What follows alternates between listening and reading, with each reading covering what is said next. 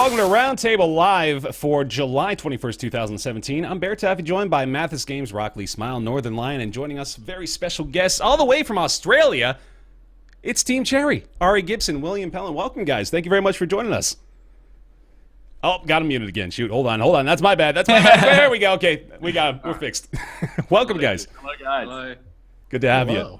Team Cherry, of course, developers of, just I think widely praised and, beloved by our entire group, Hollow Knight. Just awesome. Thank you guys for joining us. We are big fans here, and I'm sure you guys have heard the praise heard around the indie gaming scenes. So thank you for joining us, and we're looking forward to talking to you about the game, talking to you about your projects and what you got moving forward too, because this is, of course, well timed as well, given the upcoming release of Hollow Knight's new free content, right?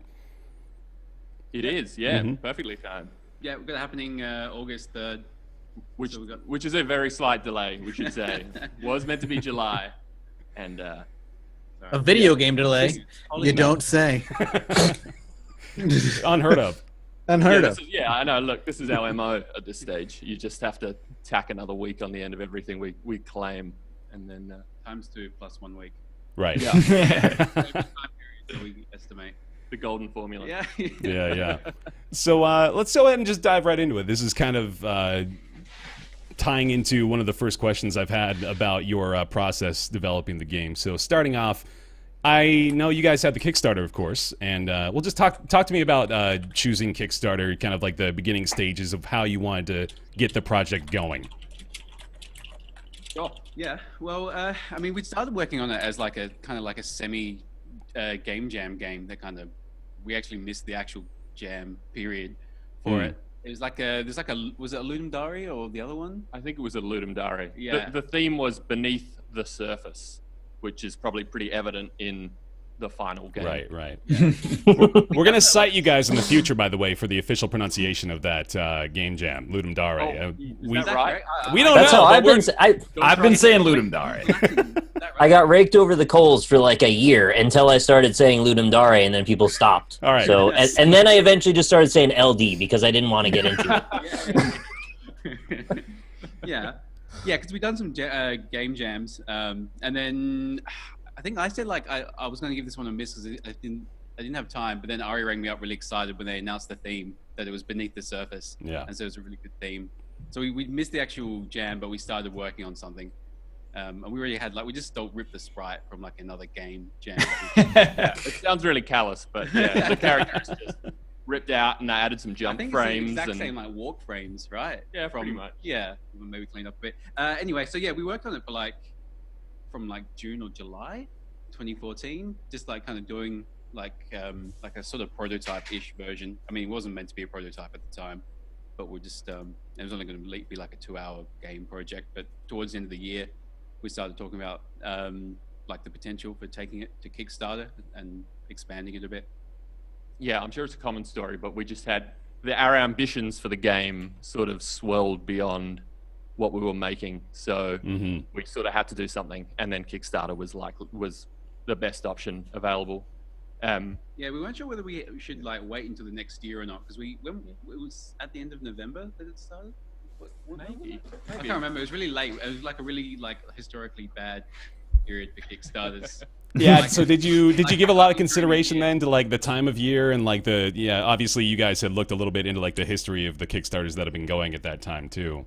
Yeah, I'd spent $1,000 on Kickstarters in the last 2 years before that. So just because I just love it. I actually just like reading the little updates more than even receiving the things. That's awesome. You get that full narrative of productions and sometimes failures, but not usually. Normally just gifts of work in progress stuff. Yeah, it's cool. Now I fund things that look like they're gonna fail, just because I got a list of those. If you need, I'll email it.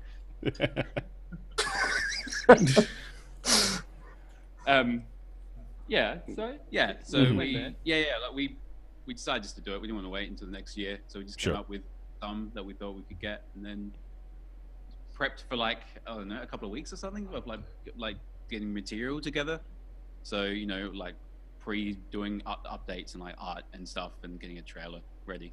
But also during the actual Kickstarter, we were sort of working constantly the whole time, like making like video, like making new content and stuff so that we can show it off, like fleshing the whole thing out a bit. Right. Like, we added like a new boss during the Kickstarter so that we show it, like the Morlek, I think. Yeah, that might be true. Yeah.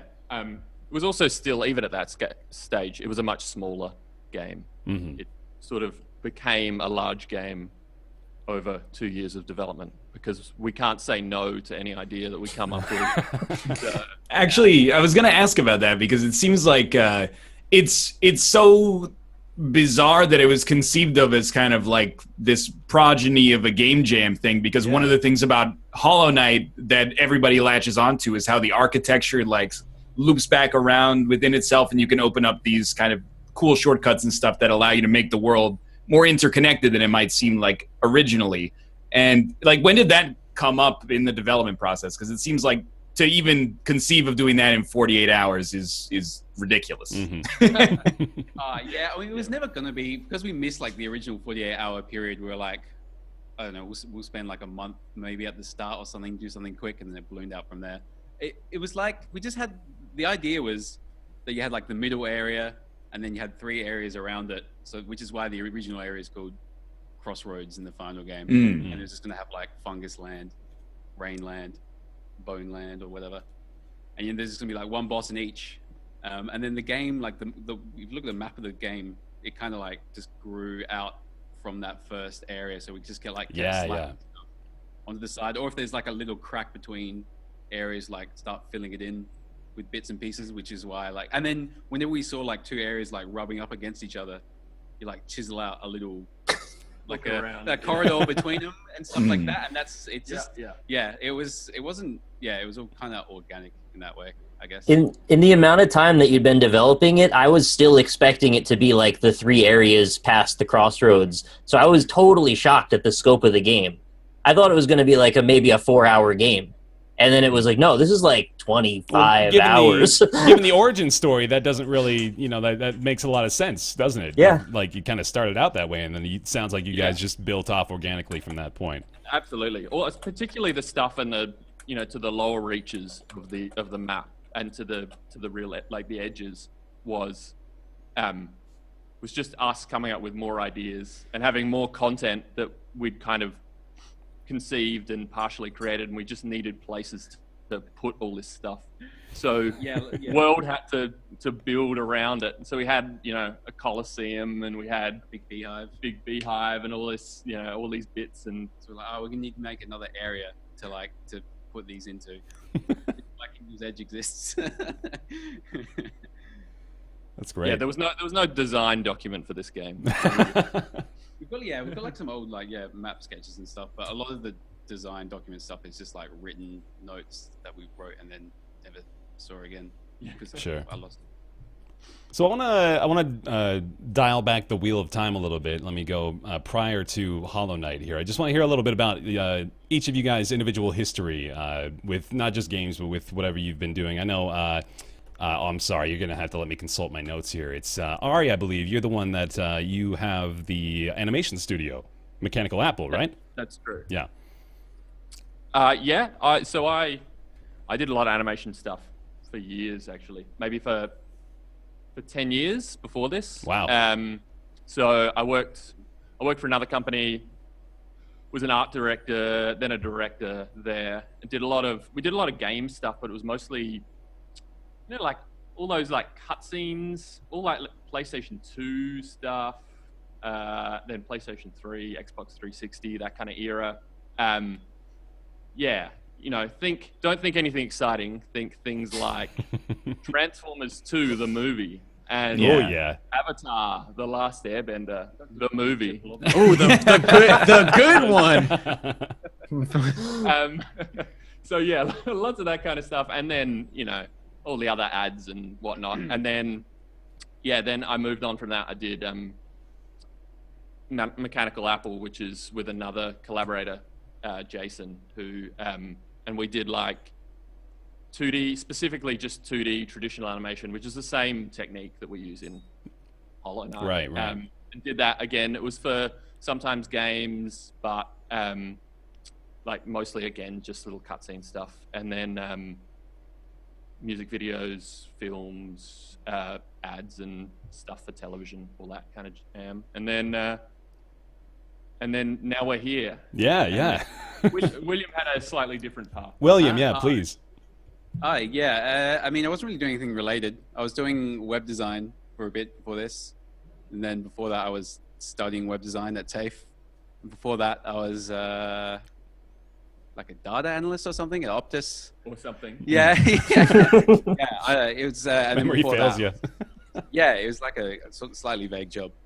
But I mean, the whole time I've always been making games as a hobby and stuff. So I remember like in high school when my friends showed me like Cube Basic, which is like, so you can make games like where you just like typing in like a DOS screen and stuff. Right. And then like playing around with stuff like RPG Maker. And then I taught myself how to like make games in Flash. So that's when I started learning coding, stuff like that. So before apart from Hollow Knight, my one released game is a Flash game on Newgrounds, and you're a fish and you swim around, and if you touch the wall you die instantly. Oh, we need a title. It's called it's called Return to Booty Grotto. Return to Booty Grotto. Yeah, well, the first game was called Booty Grotto because Brad had made that in Flash, and then I was like, because his dad had like a really cool screen that you could draw on, whatever it's called, Cintiq or whatever. I was like, yeah, this is cool. I'll do the art, and you can make the game, Brad. Mm-hmm. He never got around to it, so I had to learn how to actually make the game. Oh man. So yeah, anyway. The only places I can find this now are going to require 2 minutes of advertisements before I can proceed. Yes. So there's no live Hopefully you playthrough see some of available. that. 0.01 cents. And once I finally get to $1,000 ad revenue in 2056, That'll pay out eventually, right? Is that the bottom line? They'll take their $1,000? 60%. go cash that check. Hell yeah. This whole thing will have been worth it. So that's the individual origin story. Then so now we need the where did you meet? We need how did Team Cherry come together? Speed dating for game designers. Mm-hmm. All right. What's the quick version was we knew each other through mutual friends Like years and years ago. years ago. Mhm. Yeah, and then William sent me a demo, which maybe is also available on Newgrounds, of maybe. another kind of Flash game, not Flash, Stencil, actually. Stencil, which is similar to like a game maker kind of engine, like a small game engine. Was that what Hollow Knight started on? I think I remember reading Yes. something about that. Yeah. Yeah. Mm-hmm. Yeah. So there's a kind of a natural progression from William was made this game, which is called Lulander. And he had a demo of 3 levels. It's like a really simple platform game that I was making. Yeah, and so Which was cannibalized a lot to make the character from Hollow Knight actually, like the controls and stuff. Like version of this. yeah. And I saw that and was like, well, I played that because he sent it to me, and I thought maybe we should do some game jams as like a kind of testing whether we could create something, and then that worked all right. We made 2 other games. Yeah, I thought we were just doing it for fun. Oh no, it was all like long planning. Revelatory moment here. Yeah. Yeah, so they worked out. The first one was called Hungry Night, which was the one that used the same sprites that became the Hollow Knight. The second one was called Tomb Cat, which is not a fantastic name, but was done in 72 hours. Come up with in the time. Yeah. Hey, I should say as well, in Hungry Night, I don't know if anyone's seen it, but like the basic idea, the theme was, I think it was Lunandari again, was like 10 seconds was the theme. The basic idea was that you had to eat fruit every 10 seconds, otherwise you'd die. And the fruit was like these little cherries. So when they asked us what our team name was, we just said Team Cherry. Oh, There you go. True. I've Sweet never round met- games. Any developer or YouTuber whose like name comes from anything other than, this kind of sounded neat. And that was the end of it. It's like in high school when you do a group project, they ask for a team name, so you just take like all your initials and arrange them in a pattern that makes sense. There you go. Works for me. Chat is loving Tomb Cat right now, by the way. Oh, William, I hope you don't take this to heart too much, but have you seen Newgrounds has not treated Hungry Night nicely. I think it's because when I originally posted it, it had a really good score. And then I had to repost it because I thought it was broken or something. And then like people were judging it not as a jam game, but like they were just Like, it doesn't like in the hold up context out of of it being a context. a game jam. It's They were judging it as a free piece of media instead of a free piece of media. it's all about context, right? Yeah. That's great. 0.6 is that right? I wasn't going to give you the specifics or anything. I don't want to drag it down. When someone in the Discord was like, William, 0.6, what's going on? We could go lower. Well, you got a lot better reviews to show them at this point, right? You're feeling better now, I imagine. Bad progression. If you look at like the chart of 0.6 to Right. whatever it is. Awesome. Of course, chat, by the way, just so you know, we'll be fielding some questions from you guys later on in the show as we're talking more and more to Team Cherry here. So we've gotten into your individual histories. Well, I did want to ask you as well. We got into your work history, but I do want to know a little bit more about your gaming history as well. I know, William, you have listed here one of your first loves was Zelda 2, which makes a lot of sense given the origins. That surprises me, inspirations. actually. Yeah? Zelda 2 is one of my least favorites, personally. Really? Zelda 2 gets undue hate. That game is good. It did a lot of interesting things. I guess it innovated. There is. What was that, William? Zelda 2 is the best Metroidvania. Whoa, big words. Interesting. You got to defend Nick. that position. I'm going to end up having to replay it just on you saying that.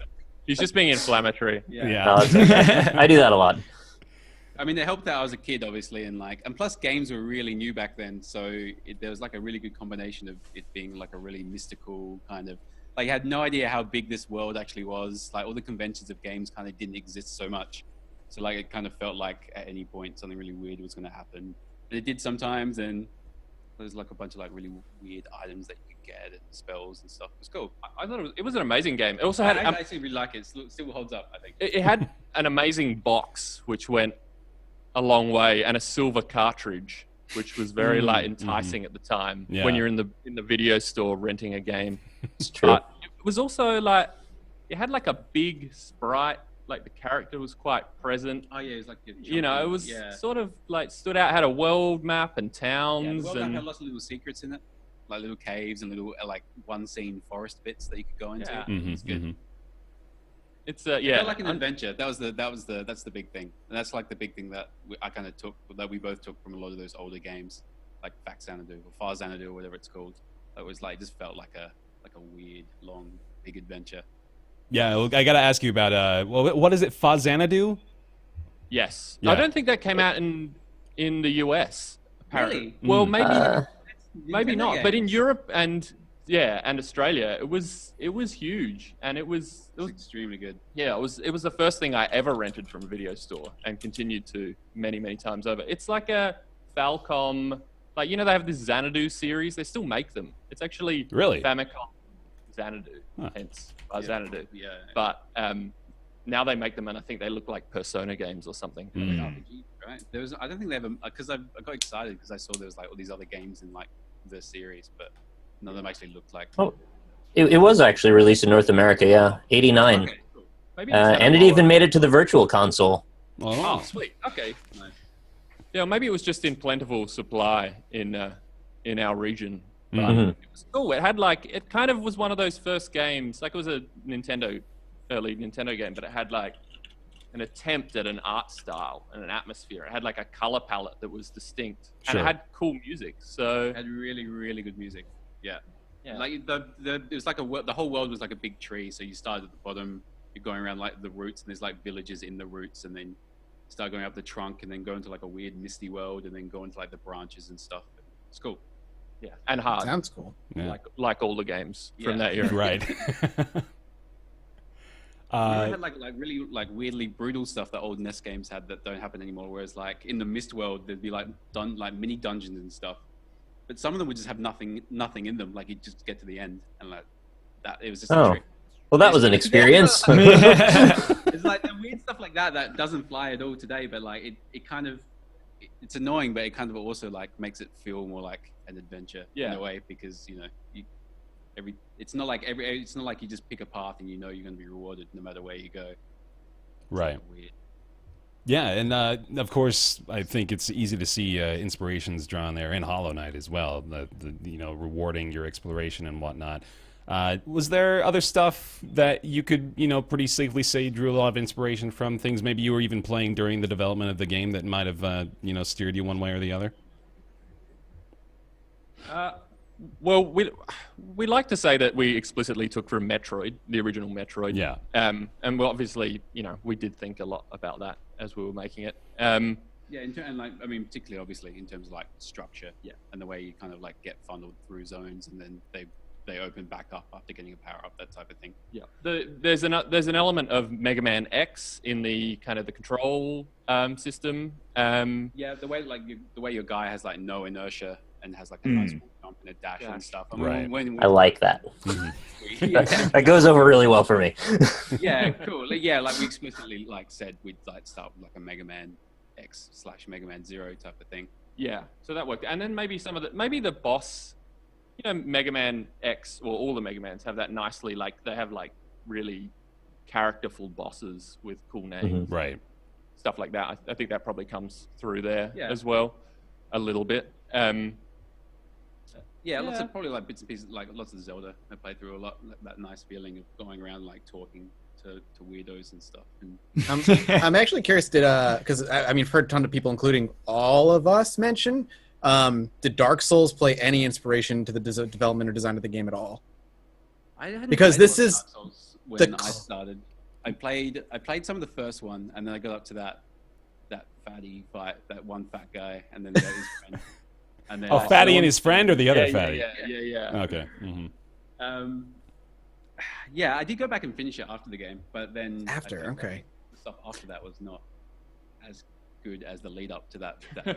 Yeah. I played Dark Souls 3 recently as well. Yeah. Yeah, I had played them all, I should say, and liked them a lot. And I was one of those people that, well, I'm sure a lot of you guys are the same, played Demon Souls at that time when, we were importing it from Hong Kong or wherever we were getting it from, and it had English in it, and it was this strange, unknown game. And that was really interesting at the time, because it was a bit like what William was mentioning before with Zelda 2, where you had a game where you had a sense of, like, you didn't know the edges of it, you didn't know the boundaries of the systems, and you didn't the rules of the world, and at the time that was like seriously refreshing versus what was around it. And I think a lot of people would say Hollow Knight has the Souls quality, and I think that's probably that's fair enough.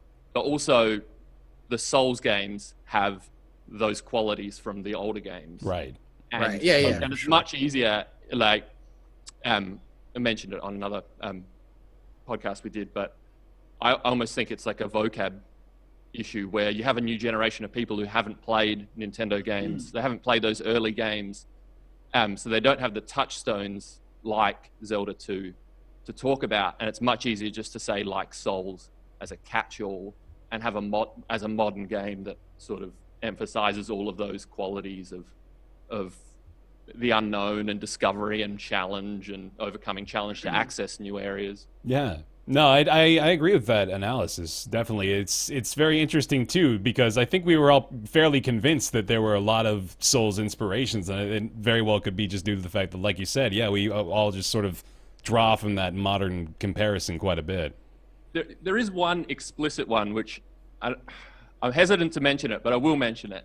And the soul system is, well, an element of that is the Bloodborne health regain system, which is when you hit an enemy in Bloodborne, you regain a bit of health. Yeah. That's a bit of a useless system in that game, really, I think, because like all of those games, it's better to just get the hell out of the way and just don't quaff a fight potion. anything. But yeah, and then beat them up later. But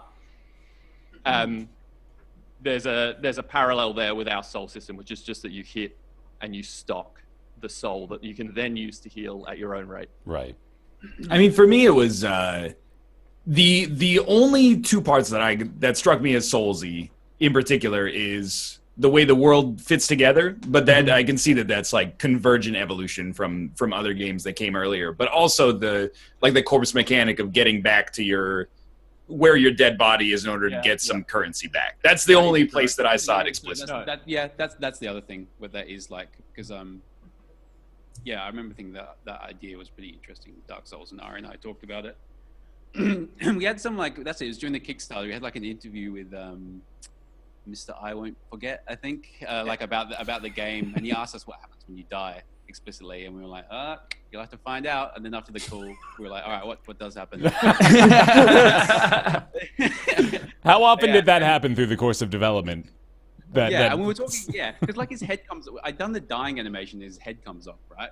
Mhm. And we were like, okay, what if you like crack his head open and like money comes out that you lost when you died? And then we started talking about, wouldn't it be funny if like the head attacked you? What if it's like a ghost and the ghost attacks you? And then the idea of the shade came from that. And then probably a lot of the narrative came from the shade. Yeah. A lot of the lore or like the setting stuff comes from us coming up with mechanics or just kind of like ideas that we wanted to implement. Then kind of like visualizing that in a way that seems consistent with the world, and then that kind of then becomes part of the lore and stuff. So, are you kind of saying then like the lore, the narrative, maybe sort of didn't exist prior to the game being complete, or did it kind of just develop along the way? Like the world, like the idea of the world, and it being this long dead bug kingdom was always there, and the basic idea of the story, which was like at the very start, like I said, there were 3 areas, and towards the end of the game now you go and defeat these 3 dreamers who aren't boss fights, but originally there was just going to be like 1 repeated boss fight. So the game was, there's some kind of like plague that's killed this area. You got to fight these 3 dreamers to unlock the final door, and then go in and face the cause of the plague, which was vague at the start. Yeah. And then, so yeah, like that core was always there, Mhm. and it's the same core that's there now. So then we just like fleshed out. Yeah, it's also like a ridiculously simple core. Beat 3 bosses. Yeah. Fight a final boss. It's like classic video game Right. thrust, but it kind of gave us like that a framework to pin a lot of things on, and have a lot of those weird little tangents of like strange characters going about their own little stories. Yeah, and again, it's like the map where there's gaps, you start to just fill it in because something makes sense, or like 2 characters or 2 concepts seem like close to each other, so you start to write things in a way that suggests they may be linked or something like that. Mhm. Yeah, eventually, like probably if you have too much lore up front, you run into that issue where you get bound by the narrative. You like get locked in to certain things, and you can't make the gameplay decisions that you want to be able to make because it doesn't fit with the story that you're trying to craft. So we just let everything kind of come together gradually, and solidify right near the end there, which hopefully makes it all feel a bit cohesive and makes the mechanics and the world feel like they fit with the story of the world. Yeah, I imagine that may have contributed to a little bit of extra stress, not knowing exactly where to proceed every single time, right?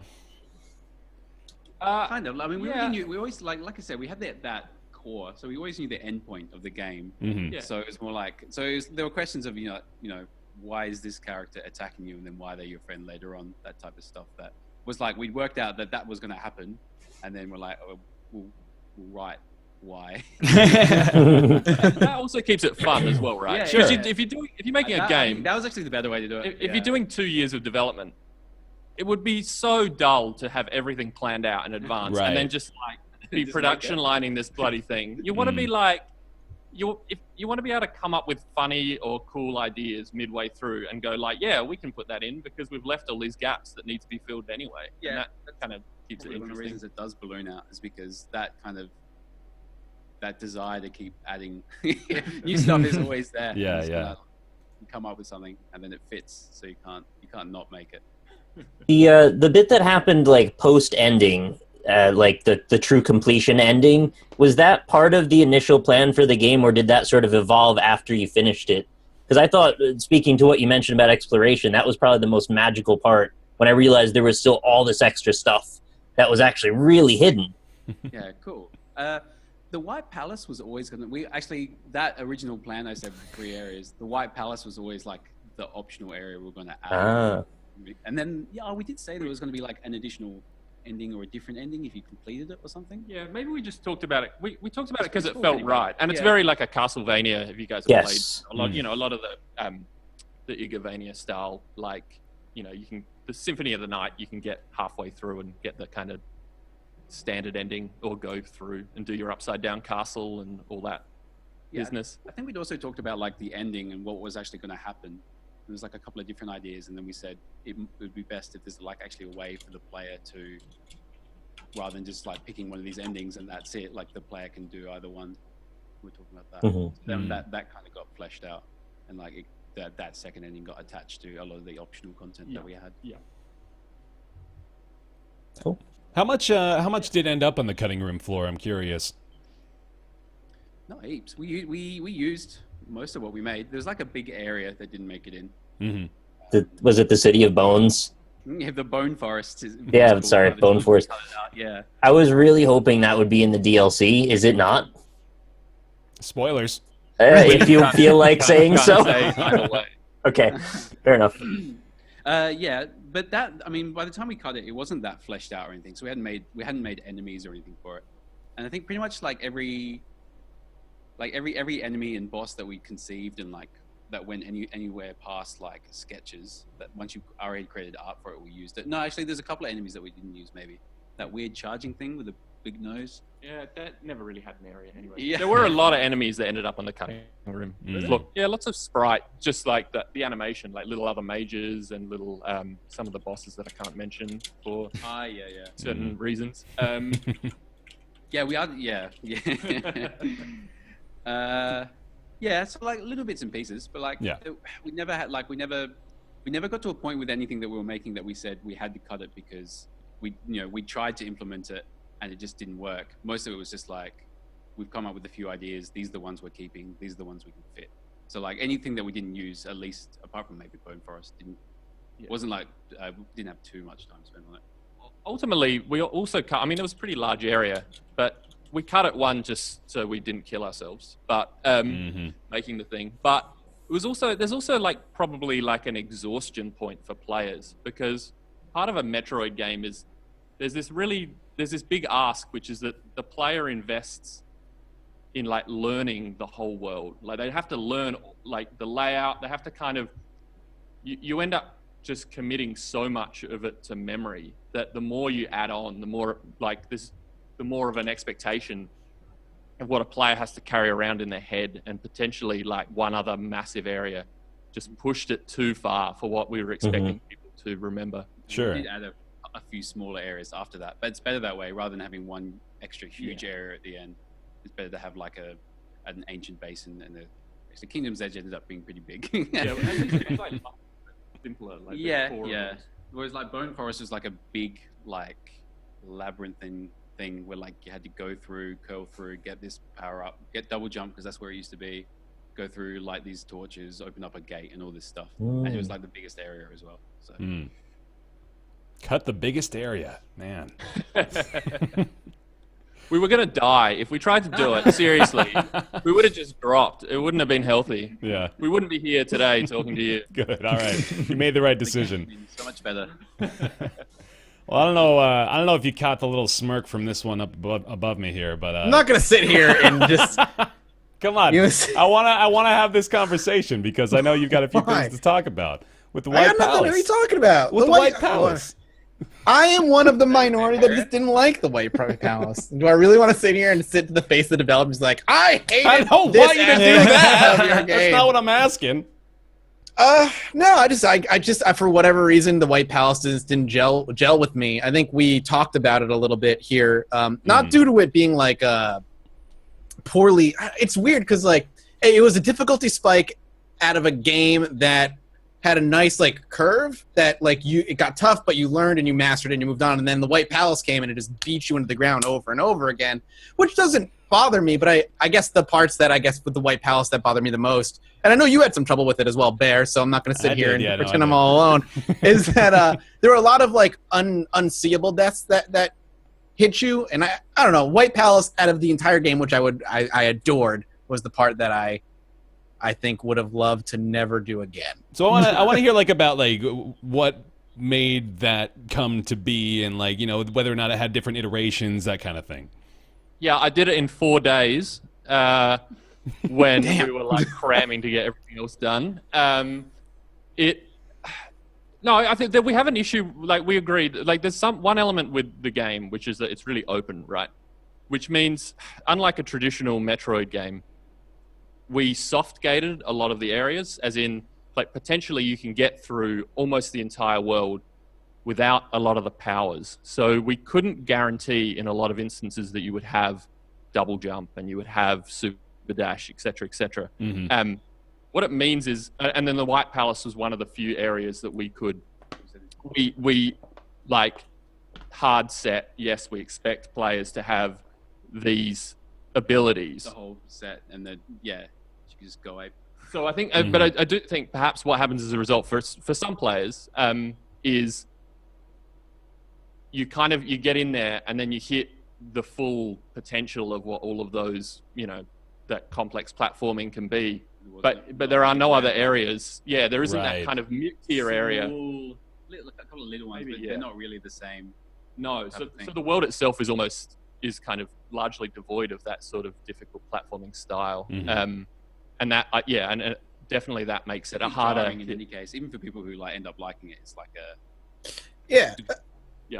For the people who I like, who would shout at me in the comments and tell me that this is the reason I'm wrong. A lot of the way they would get through it, and the way I had to get through it, is like the cheesy trinket setup or charm setup, where like I basically gave myself infinite health for however long I needed it, and that was the only way I could get through it. Like I really wanted to get through it, like I don't want to say the right way, but like the way I wanted to, which was like my charm setup and get through it. But I had to cave at some point, but like I just need to put on the charms that give me infinite health. Funny enough, I feel like that's, in a way, its own reward, figuring out that that's a thing you can do. It's sort of like testing you to realize that those options exist. So, I mean, personally, I'm a huge fan of really difficult platforming. I enjoyed White Palace. It still kicked my ass a little bit, but I had a good time with it. And I get that it's sort of the culmination of all the powers put together. I'm glad it's there, but I also get why some people are super frustrated with it. We should say that there are two elements. There are two, we get emails, and there are two emails that we get quite commonly. One is that fucking White Palace, get rid of it. You're killing me. And then the other one is at the same frequency is that fucking gold Colosseum, which is the Colosseum. I tried that thing twice, and I was like, this is optional. I'm done. The Colosseum 3 was the thing that killed me. That makes the people angry at the White Palace in ways that it's like there's a lot of stuff behind it. That's which true. Is whereas like the Trial of the Fools is like explicitly you can finish it if you want, but it's just for the fun of it. It's funny. There is like a divide between people who hated White Palace and people who hated the Trial of the Fools. It does often seem like the people who people seem to swing one way or the other normally. Like either they hate that some people trial, like both, but it's mainly like some people can't stand the ridiculous combat challenge. Some people can't stand the ridiculous platforming challenge. And it's cool as well. I was saying to Ari, because I made that Trial of Fools and Ari made the White Palace, so it's like we've each made our mark. That's great. Hate the game. Yeah. That's it. I should say we don't regret either. We're quite glad that they're in there and in the state that they are. But they definitely it's quite like the memory of the game, right? Like the making those kind of like really harsh moments. And Mathis, how did you feel? What's up? No, go ahead. What's up? How did you feel about Trial of Fools, Mathis? Because I really didn't like it, but I liked White Palace, so I'm just curious if you're the other way. No, I actually didn't like the Trial of Fools either, but like I guess I fall into the people who are like, well, it's optional, so it doesn't bother me that much. Like this is an optional, whoop me over and over again. I'm doing this to myself. Where White Palace was, I wanted that ending and I wanted to do it. And we sat here forever, and I did a whole video just kind of like reviewing the game and dissecting why I despised the White Palace for what it was, because I wanted to love it. But I don't want to sit here and tell you why your design is wrong. Because that's why we're doing the show, right? Is that what we're here for? Oh, all right. So here's what I loved and hated about your game.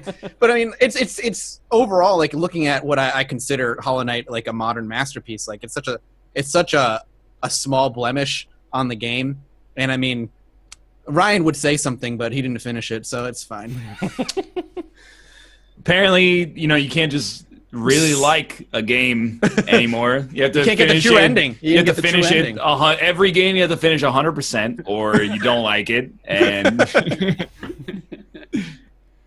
I said before the show started, if anybody can get Ryan to do the true ending, it's going to be the developers, or you're all out of luck and you're never going to get it. I go right to the source here, man.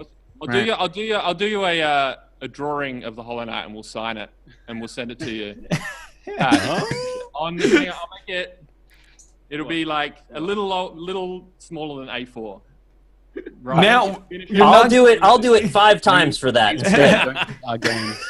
you're not getting me to play the true ending, but you're making me feel a lot worse about not doing the true ending. So We'll donate $5.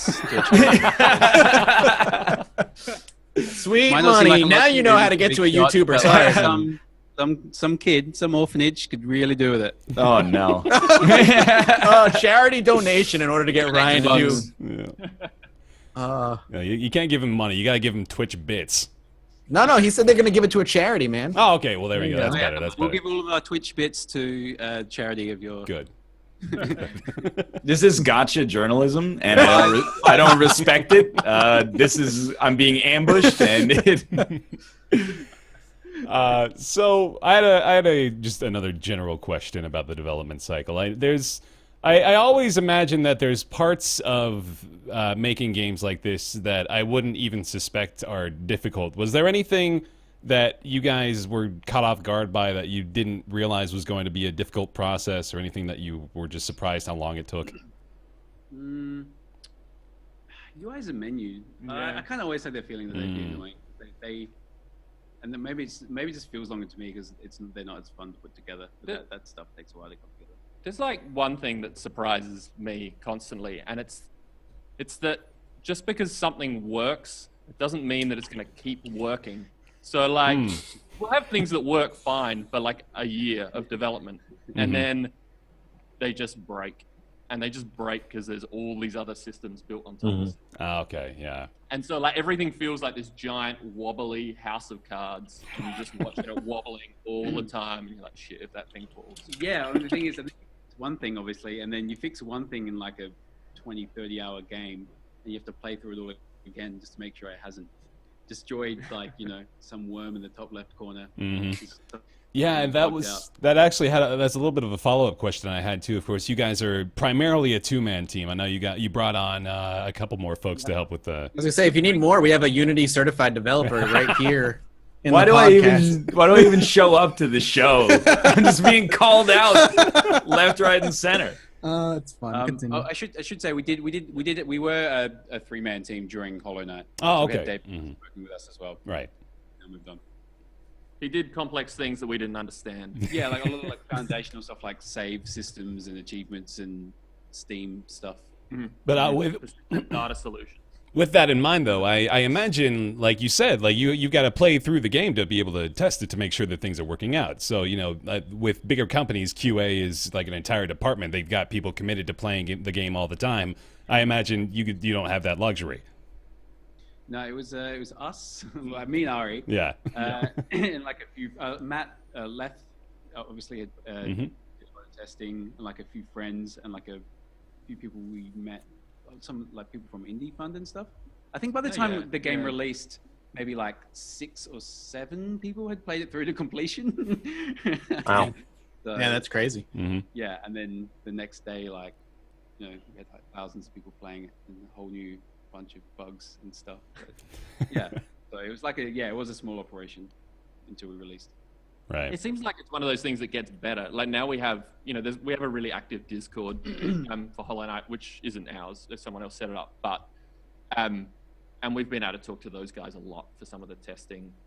For the further testing. Yeah, there's a lot of bring all those community guys there now on, as and they well. understand the game sometimes better than we do. So Yeah, I get like really questions, and they're like, "Hey, why does this enemy have like 1 less HP in this room than it does in the other, or something?" It's like something I did like 2 years ago, and they're like, how did the multipliers for the different charms for your attack damage stack? And like we calculate it, and it's like this, but there's a slight discrepancy, and I have to like go back through everything I've made and like work out why does it work that way. Nice. But it's good, yeah, to have that like that community support on hand now. So like for Hidden Dreams, so we've we've got like a bunch of like people in the community that we brought in that are really good at like breaking stuff and and also know the game inside out. So it's So these are just like community members that have been playing the game a hell of a lot and just decided to help you out. Yeah. Mm-hmm. We approached a few of them. Some of them didn't decide. We said, you are helping us. It's the way to go. Some of them have been, because a lot of them have been helping with translations and stuff as well. Yeah. So like we went into the Discord, we said, who speaks German, who speaks Spanish, that type of thing. So, they've been coming in and helping with the new content and stuff like that. So Do you guys get to be speedrunners after testing so much? Did you find paths through the game you didn't expect? We didn't find many. We found the ones we knew about that we made. Yeah. There's a bunch of that we didn't know about. We watched at Summer Games Done Quick. Yeah. Oro did when the speedrunners did like a speed run, and there's like a few things in there that we didn't even know you could do. Nice. It's cool. Yeah, it's like an 90%. So he just like tore through it in like 40 something minutes. That was it's cool. wild, yeah. Yeah, I haven't actually played it through start to finish properly for like, I don't know, months and months. Not Maybe a since long before time. release. Yeah. Do you ever want to again? I play it every day in a sense, but Yeah. played it Yeah. from start to finish. To be fair, I can also count on one hand the amount of days I've taken off since release. So we haven't had a lot of time to be playing. Damn. Yeah. Well, it's like, I've almost felt like maybe I should before this next content release, but now that we've got like people playing it, and they're better at playing through it than me anyway, and they're better at like scouring the world for like errors. Is that a weird feeling? They're They're better at than playing. you at it? No, not really. No? I mean, I'm not like I'm that good at games. I'm alright at games. And I'm good at this one because I made it. There's always Right. someone better. Yeah, It's yeah. good. It's good to have those people. I mean, they're crazy, but you need them. I'll just change the game in subtle ways that only I know, just so that Can you guys talk a little bit about, you mentioned it briefly, talk a little bit about just like the release day whirlwind, because I imagine it's different for every team, and again, not to harp on it, but with you guys being a small group, I imagine it's, just hyper concentrated on a few folks too. Yes. Yeah. Well, I was asleep Yeah, we Oh. released like our time. just for the launch. Yeah. Yeah, Mhm. like he was skimping. Like it had been like a long week of like, because we wanted to get like the final build ready a week in advance at least, which seemed like the prudent thing to do. But then every single day, something else broke, and there's some like weird new drama. So, but then by shortly before release, it was pretty solid. So yeah, I was here in the office, and Leth was kind of like looking after it and had like a countdown stream going, and I was in the office, and when it ticked over and people started buying it, and that was good. And then it was 2 weeks of bug fixes and optimizations. Which is probably like the standard for every independent. Right. Right.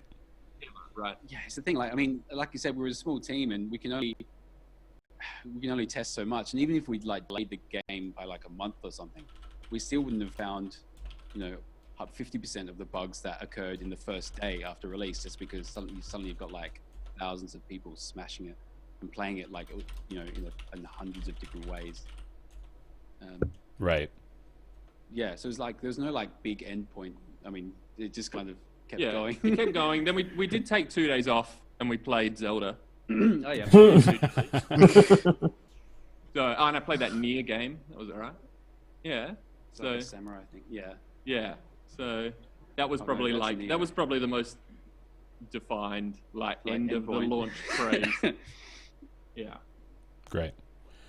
So, chat, go ahead and feel free to start sending in some questions here, and we'll all peruse and pick out some of our favorites. You guys do that too, if you could, please. I'll ask you live on the show. I saw one that I'd like to throw out there. Sure. Somebody in chat had asked, what was the design decision behind having recoil on all the hits? Was that something you guys wanted right in the beginning to add difficulty? What was the thought process behind that? No, it's related It's like to the feel of it. It's like the feel. Yeah. Just it feels good. I was yeah. It's about like it's part of like a larger thing, which is about your like presence in the world. So like we just made a lot of decisions, as many as we possibly could, to like enforce the idea that you like physically exist in the space. And one of those things is the recoil on enemies, the fact that you get hit back. But it's also the thing that like, which was also added like, but makes a huge difference, is like the slashing near a wall has a recoil. And as well. Part of that, I mean, part of that recoil thing was, I've said this before, but there's this game called Lords of the Fallen. It's like a weird Dark Souls-like. Yeah. That was Anyway, just a it few came years out ago, for right? free. Yeah, a few years ago. Yeah. It might be like a European studio. Came out for free on PlayStation Plus, or not free, but whatever, subscription. So I played it for 10 minutes, and I was like, oh yeah, all right, this looks all right. Anyway, I walked into a corridor and I swung my sword, and the sword went straight through the wall. Just played the clean animation, like straight on through, nothing, like butter. Anyway, that happened once, and I like turned it off and uninstalled it. Yeah, it is also like it's also like a consistency thing, because at the very start there was no knockback, not even on the down slash. So you jump, you down slash an enemy, fall through, hit it, which was terrible. So we had like the bounce off the enemy when you down slash it, which is a lot of fun. And then I realized that it was also easy to jump up slash an enemy, and then like keep going into it as well, which is really annoying. So like, all right, well, I guess I should just kick you back. And then once you had those two, and it's like, but you don't get knocked back if you hit them on the left or right. That was like a weird feeling. So I added that, and we played around with it. And I actually, I really prefer it just because it's got like a weighty. Zelda 2 has it as well. You get knocked back and it feels really good. Like you jump up, hit it in midair, and you come back off of it. Yeah, and it's like it sells the impact. You're not just a sprite anymore. You're like a little creature that has weight and inertia, and you can really feel things. Yeah, it's funny because actually, I now remember there's another reason we did it, which is funny because like people say maybe they think we added it to make it harder or something. But one of the reasons we added it was because, and this was when you had like a smaller sword slash, and we saw this. We took the game to like AvCon 2015. It was like the first time Just a local convention. And one thing people did is like they just attacked and kept walking towards an enemy as they attacked, and then eventually just took damage. Yeah. They added like a kickback, so they'd attack, get kicked back, attack, get kicked back, and that actually stopped them from just. It taught them a little bit about sort of keeping that distance and stuff as well. So it's like just a bunch of reasons. And then by the time we put it in and tested it, it felt correct, and like taking it out, we never really considered it because it was like, it made everything. It was solid and correct. Right. We got a question from the fifth Matt. The sound design in the game is really through the roof in terms of quality and immersion. I'm going to agree with that. Christopher Larkin, I want to give him a shout out too, of course, the composer for all the music. Thanks, Chris. Yeah. He's there with you. He's actually here in this city with us, and we'll probably see him at some point this weekend. So we'll awesome. Pass that on. Yeah, please do. And then he did an amazing job. We like slammed him on this thing. It was like we sort of surprised him as well. Maybe we shouldn't say, but we like surprised him with the request for all the boss themes, like really late on. We were like, well, we don't want to say, Chris, we want all of these tracks, so we just started with like the generic tracks. Maybe give us a few unique, like kind of generic boss themes. We kept adding areas as well. And we just kept adding and adding and adding. And it's not like anything ever dipped in quality or anything. It's like towards, every area is like a really nicely thought out kind of theme to it and stuff. Yeah. And he did the sound design as well, which is obviously. Oh, I mean, sorry, I should say he provided the sounds, and then William did the implementation in game. So a lot of that element of the mixing of the a little bit, but it's mainly Chris. Mm-hmm. Yeah, speaking of the individual flavors too, my wife is a huge fan of the game, and she'll listen to the soundtrack and she can identify the area based on the music like within half a second. It's awesome. So yeah, that's cool. Really well done. The little subtle touches like the stereo positional audio in certain areas, just like it just elevates it so much higher. I love that stuff. Mm-hmm. Nice. Who came up with the silly language of the bugs? Whoever was doing the voice at the time. We had a few words. Yeah, like we wrote down like Ludo, Mia, Bis, that type of thing, like a bunch of like words that we kind of just stitched together in different combinations.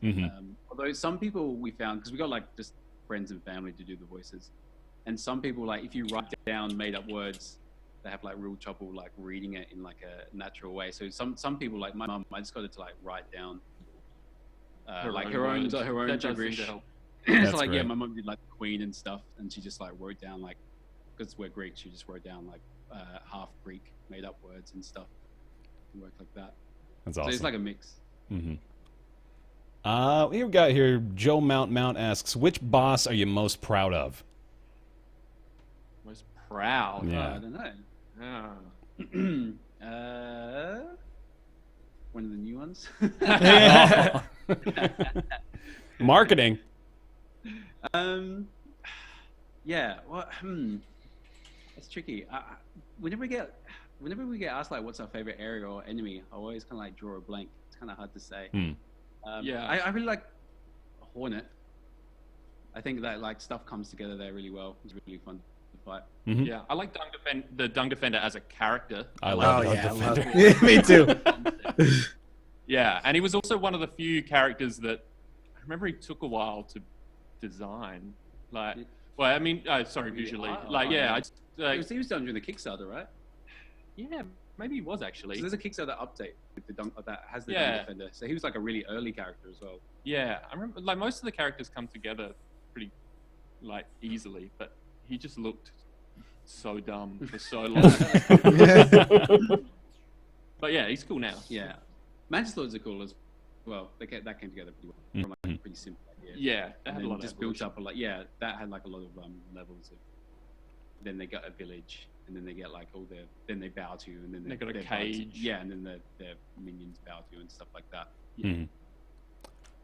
Marshall wants to know what kind of media influenced the macabre nature of Hollow Knight's levels. What sort of things you drew inspiration from for the design of the artists or the artwork and the levels themselves? Oh man, this stuff's always so hard. Well, there's kind of like a Victorian-y sort of vibe in the early part, right? And maybe in the city streets. Yeah, like old London. Oldie like lampposts. Yeah, all that kind of stuff. And obviously a lot of fossils. But the macabre element, I'm not sure. I think maybe a lot of that is that like originally it was kind of when it was its very first game jam, it was like that monotone blue, sort of like what the Crossroads is now. Right. And you use black, lots of black and lots of blue, and things just look like that.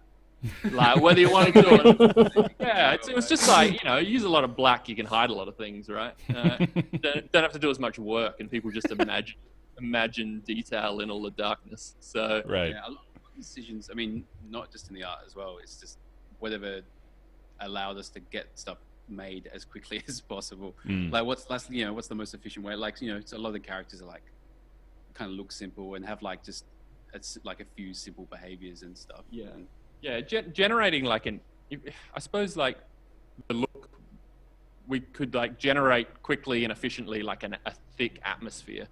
So like once you have like a really strong atmosphere, you can it just gives you a good base to work off for the whole thing. And it just feels cool to be in that world. Like it feels more immersive. It's kind of harder to do with like a sunny world, maybe.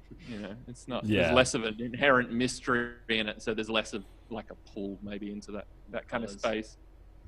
Yeah. Yeah, makes sense. I'm gonna rephrase your question a little bit sneaky. I think I'll still stay true to the plot though. So it says, was there something after the game release that you guys weren't a fan of? Was there maybe a part of the game that upon putting it out into the world you maybe realized in retrospect, I wish we'd done this maybe a little differently? White Palace was too easy. White Palace. There were bits that didn't make it. There weren't like any bits that I look back at and say I don't like it. There were things that we wanted to get in that we didn't, and which is one of the reasons we've got like these content packs coming up. Like a lot of it, some of it is like new ideas and stuff, but some of it is, that feature is missing, or that. Oh, I shouldn't be too specific. You gotta be careful. Sometimes people say things like there's like some stuff that has been omitted. That we have said like it makes sense and we understand why that complaint's there.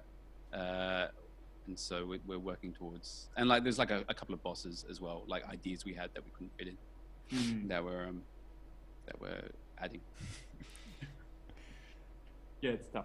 I'm not sure. It feels it feels like a cohesive whole. And we sat on it for 2.5 years really. So yeah, so I mean the stuff that we didn't like, we worked on to the point where it was least it was fine. Yeah. Or we dropped. Maybe the Hive could have had one more pass. I think. I don't know what that exactly means, but just it could have either just been.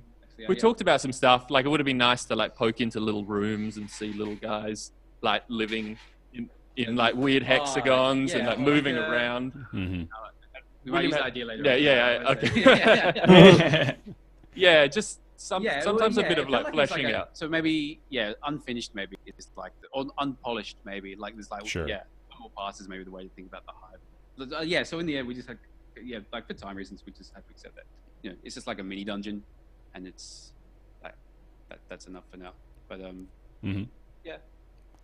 I got to the part of the chat where everybody's imitating the in-game gibberish.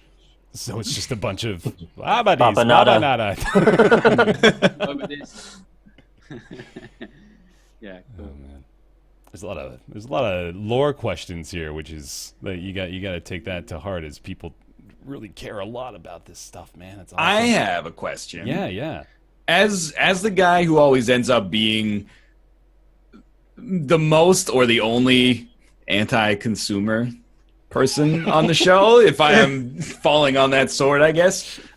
When you come out with a game that ends up being like very successful, where does the decision take place whether to release, as you call it, like a content pack as like a small microtransaction versus as free content? And do you feel like speak, I guess, to the idea that developers have like an obligation to maintain and kind of cultivate a garden of content around their game long after release?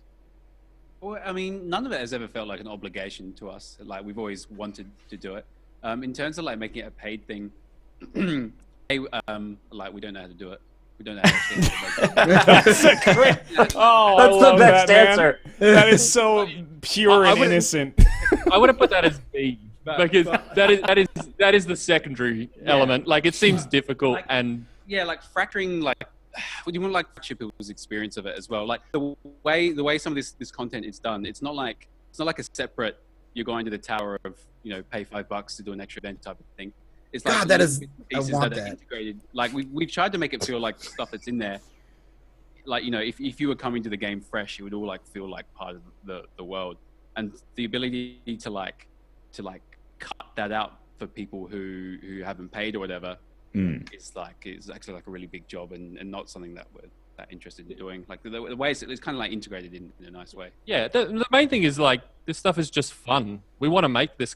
We're making this stuff because we like making it and we want people to play it. We don't want to see like only the the people who can afford to pay an extra $1 playing it. We want everyone to play it, and those rich well, 1%ers. I mean, yeah, like you said, like we're very fortunate that the game has been successful. But any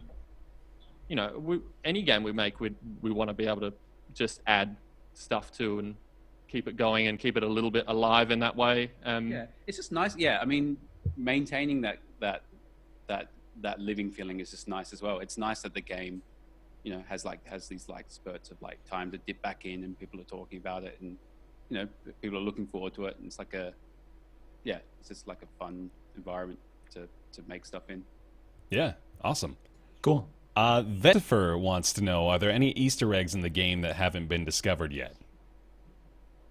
No spoilers, of course, but there's some stuff that there was some stuff that like that we had hidden pretty well, and that like data miners had like found the art for it, and then they thought that you couldn't actually get in there yet. And then eventually people did find it. It had, I think. I mean, I won't say 100% of everything in there has been found, but the bulk of it has. Yeah. And some, people are just going to find through data mining and not through the complex riddles that exist in the game. I found a room adjacent to Deep Nest that has a glowing sigil in it after a very difficult jump. I think you know which room I mean, hopefully. There's something that is to that, right? They just looked at each other, shit, we forgot to take that out. There's like a reason for that there, right? Because it just kind of doesn't go anywhere and then you leave that area. Is this the cryptic tablet? It's just kind of floating in the air, kind of glowing. When you open the room, it's a secret wall, and then there's a thing that runs out of the room, and then you go upstairs. Yes. Okay, you know what I mean now. Well, yeah, we do. We're not done with that just yet. Okay, so, thank you, because I looked for a very long time. No, it's just a tease for now. Okay, fair enough. Hunk of Dunk, he says, where exactly did the design for Hornet come from in the sense of it being a simultaneously a recurring antagonist, but also driving you toward the bulk of the plot? Additionally, are you surprised by the amount of awkward, weird, sexy Hornet fan art that I discovered on Google when making thumbnails for the series? William has shielded me from all of it. And I refuse to let. Nah, Ari can't see this one. Delete. Yeah, he's doing a good job so far. All I've seen is a big butt version, and I can deal with that one. Oh yeah, it's like a Marilyn Monroe version. I think you saw that one as well, maybe. Oh, that was sort of innocent. Yeah, that one was alright. There's like a spectrum of stuff. He's keeping me pure. Yeah. Smart. All it was really early, right? Yeah. Like first week or so, or second week of the Kickstarter, like. Yeah, as a character, her like full integration into the narrative happened throughout the development, though. Yeah, I mean, she was always planned to be like your kind of a rival / guide, like someone that you'd encounter multiple times. Yeah. But like the exact nature of that changed a fair bit. That's true. It's kind of nice. She ended up as like it's probably a bit on the nose, but she's kind of a white rabbit style thing, like that Alice in Wonderland, chasing her towards your goal. And if you follow her path completely, she's the one that leads you towards the extra ending, which is kind of her full purpose. She did get more integrated, I think, as we went. So ultimately, even right near the very end, we were putting extra encounters with her just to fully flesh out that story and make her fully connected to the world. Yeah, and it's that sort of thing, like we said, where we needed her to be in a few places and like give you like certain bits of information. So then working backwards from that, we said, well, why is she doing it? Where else does she need to appear, and what else does she need to do in order to for that to actually make sense and be cohesive. So she ended up being threaded through really explicitly. Great. Cool. All right. And then there is the quintessential closer question here. What's next for Team Cherry? What do you guys got coming up? What's content packs for a while. So 3 of them. Yeah. Also, we're just working you're doing bits and pieces of working with translation and the Switch port and stuff. We're not doing the Switch port, but we've got someone else here in Adelaide doing it. But we're sort of managing those bits and pieces. Yeah. Do we have we actually have the playable Hornet content, which is our biggest thing, which is not part of those 3. So there's another content packs. There's a separate bit of extra content, which is not a content pack. Which is during the Kickstarter, we promised that it'd be a playable like Hornet. A way to play as Hornet, so we're working on version of that. And then we have a list of like 10 other games that we'll just pick the one at the top of the list and do that, and that'll be fun. That's the plan. Do you have any sort of direction you're thinking of going at this point, or are you more focused on getting these content packs out at the moment and just handling your business right now? We're taking a bit of time on like this on the world of Hollow Knight. We'll be on that for a little bit, and then we've got like a pretty good idea of something that we might like to do next, which is something that sounds like it'd be pretty fun to work on. Yeah, it does, and probably like we can't really say explicitly what it is, but we can maybe just say that the connecting element is lots of weird characters and probably too much content and Hollow Knight MOBA. These MOBAs are too abstract for us. Great. Here's the question Ryan doesn't want me to ask you guys. Fish and chips. We have these. We're all talentless, uniquely talentless, but talentless. So we come up with these in-jokes, and then outsiders who actually have learned skills that we could make productive content with come on, and we ask them these questions. We ask them how they eat their fish and chips, and but I am curious. Okay. Do you eat your fish and chips with your hands or with a knife and fork? Whoa. With the chips, you can eat with your hands. Yeah, chips. Don't knife and fork your chips. There we That go, would be yeah. ridiculous. But do you knife and fork the fish? It depends. If you're sitting down and you got a knife and fork, I'd probably use it. If you're sitting on the beach and you just got like a thing, or if it's like actually been like cooked as like into shapes that are like finger bits. Yeah, what's the context here? If you're in like a restaurant, I'm not just gonna grab that fish. But, Let's say you're in polite company. You're with family. What are you gonna do? If it's like a down meal, then I mean I'd use my knife and fork on the fish. you might have to. In that No one's situation. ever asked for context before. Yeah, no, these are very well thought out answers. I appreciate that a lot. Kind of. Yeah. In order to answer, you have to replay the scene in your head. So I have to be like, all right, well, where am I? Yeah, who's yeah, next? yeah. You've never watched an LSS. It's for We're the all best. about zero context is the point. Great. All right. Thank you for tolerating that. Yeah. Great. All right. So let me go ahead and take that into our weekly Ask Roundtable segment.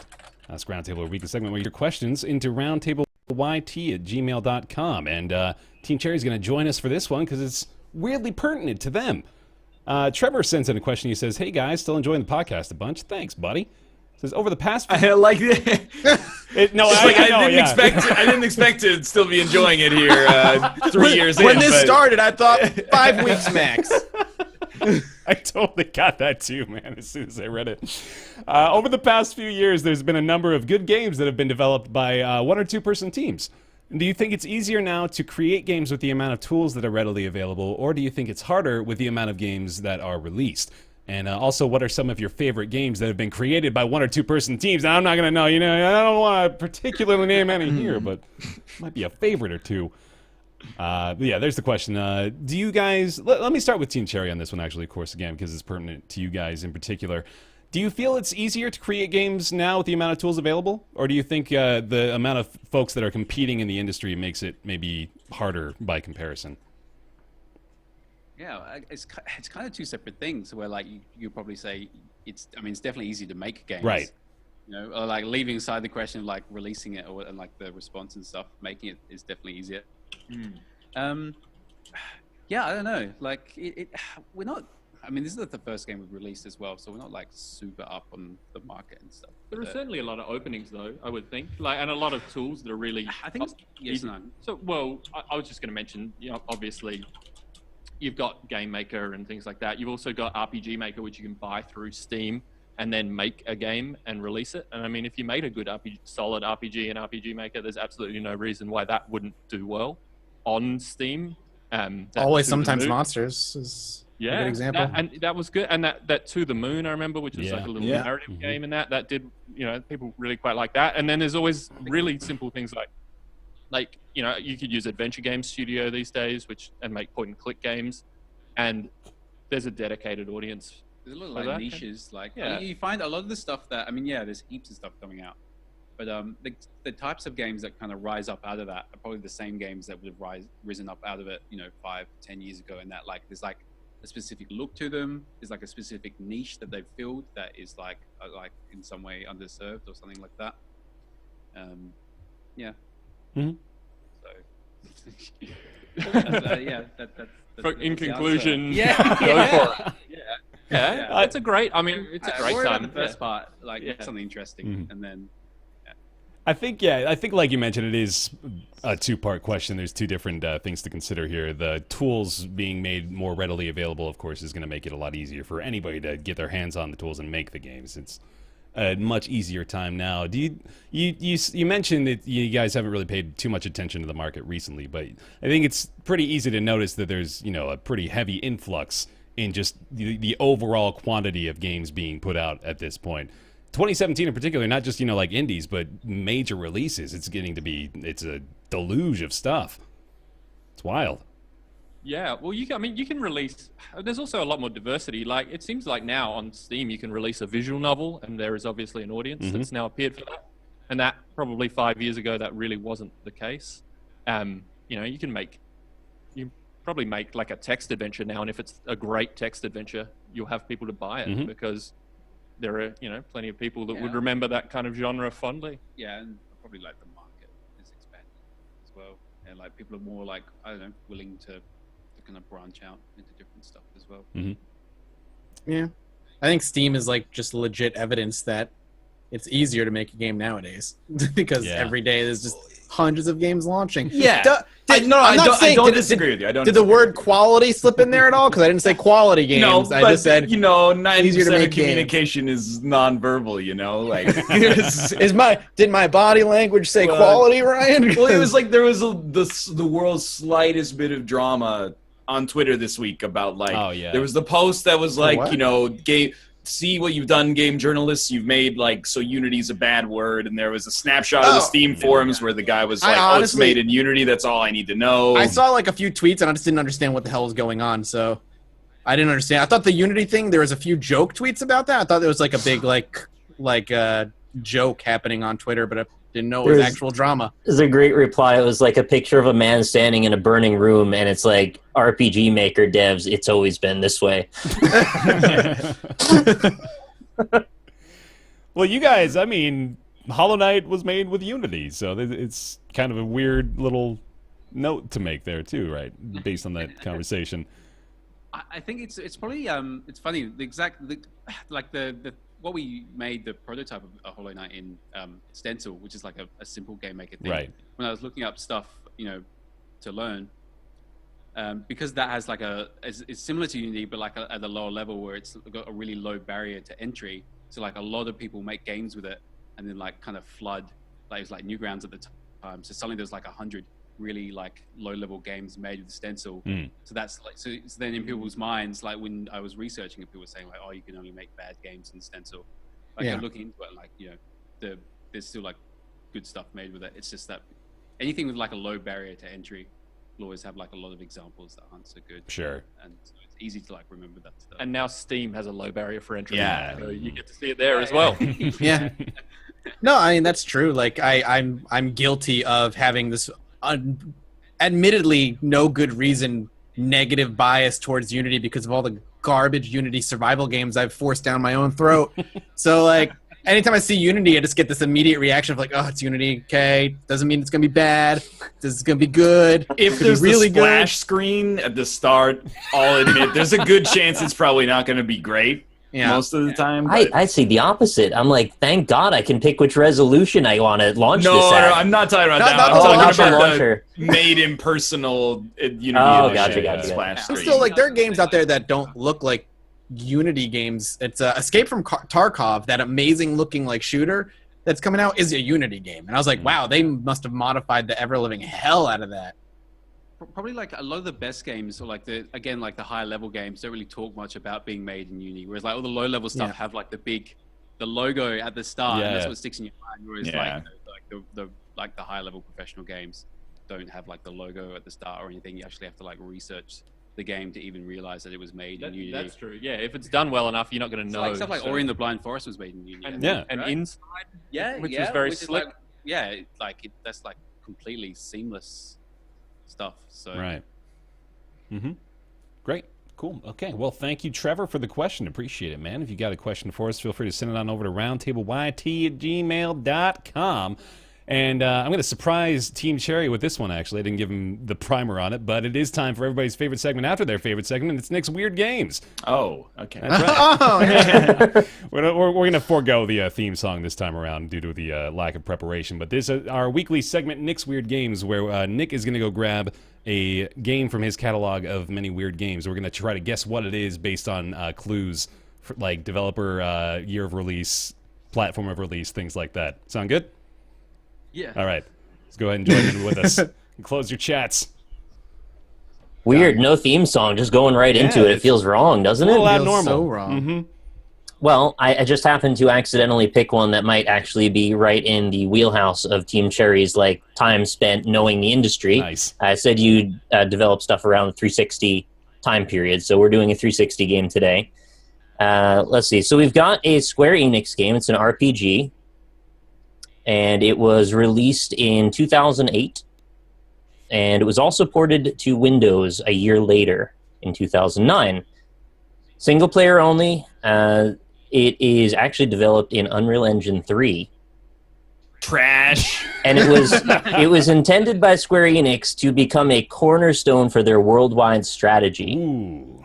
Sucks. Which sounds like it would be really important and a game that lots of people have played and talked about. Right. However, probably not what ended up happening. So it's not Lost Odyssey or Blue Dragon because those are too popular. But there was a time where Square Enix was like throwing games at the 360. Last Remnant was one. Done. Whoa! Wow. Nice.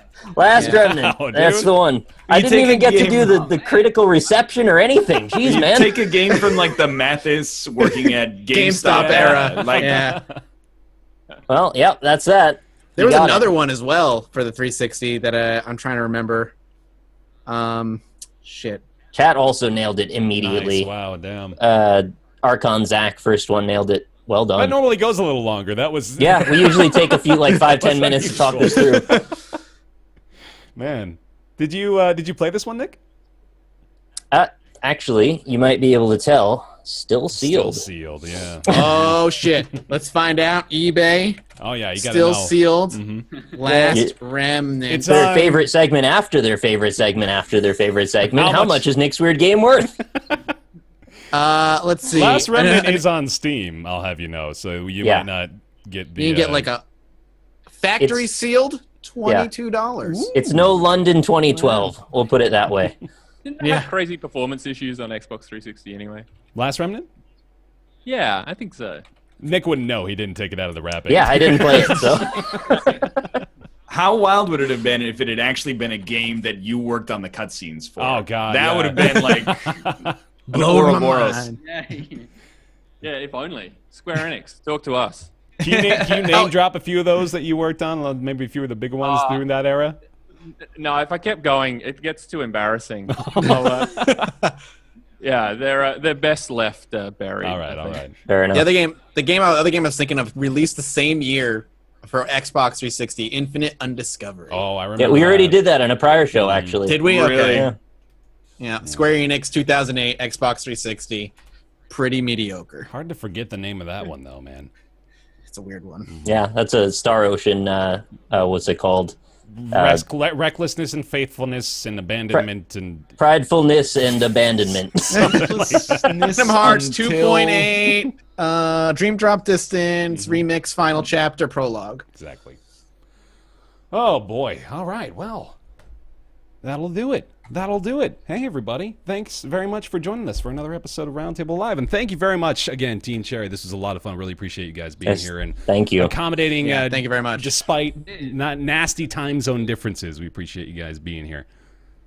It's alright. It's not too early for us now. Yeah. Like No. 11. Although this is the earliest we've got up in On the about Saturday, 3 months. yeah. We're actually supposed to be at a convention right now, but so we've just got one of our friends standing at our booth. Oh, really? What? You picked the right podcast to skip it for. Yeah, geez. Yeah, we'll let you get back to that then. Is there anything in particular? Of course, there's the content pack to Hollow Knight coming out. Is there anything in particular you guys want to plug, like a website, anything like that? Sure. Yeah. You can go to teamcherry.com.au. You can go to, you can go to hollowknight.com. Mm-hmm. Team Cherry Games on Facebook. On Twitter. There's a Facebook. Sure, we update that stuff. Buy the game on Steam. Yep. On Buy the Game Forever. Yes. Anywhere on GOG or Yep, Humble on GOG, or Humble, yep. Yep. Great. That's us. Awesome. Yep.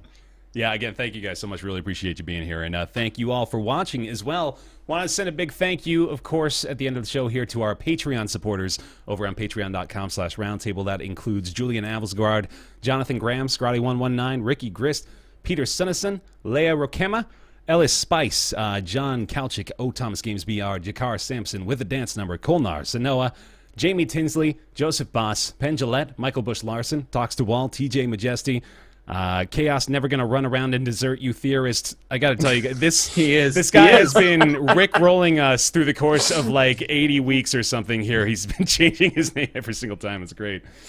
Colby Klein, Greenlight, Oren Saltzman, Eric Schooley, Brizzlebrit, Positron, Mitscara, Mediocrities, Justin, Smurfette, Logan Ray. Thank you guys so much for continuing your support over on patreon.com/roundtable. Thank you again, Team Cherry, for joining us, and thank you all for being here. We'll be back next week. See you then. Bye. Bye. Bye, everybody.